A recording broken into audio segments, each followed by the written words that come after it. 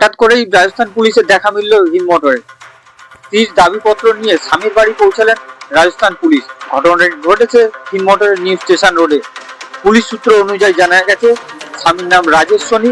তিনি হিন্দ মোটরের new station রোডের বাসিন্দা। তিনি হিন্দ মোটর নিউ স্টেশন রোডে ফ্ল্যাট ভাড়া নিয়ে থাকেন।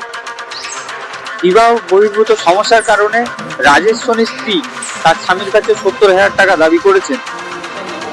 প্রথমে যখন রাজস্থান পুলিশ আসেন, এখানে দীর্ঘ সময় ধরে তারা খোঁজাখুঁজি করেন, কিন্তু রাজেশ সোনির ফ্ল্যাট খুঁজে পাওয়া গেলেও দেখা মেলেনি রাজেশ সোনি। ফ্ল্যাটে দেখা মিলল শুধুমাত্র তার বয়স্কা মায়ের। আর সেই দাবির জেরেই রাজস্থান পুলিশ কোর্টের অর্ডার হাতে নিয়ে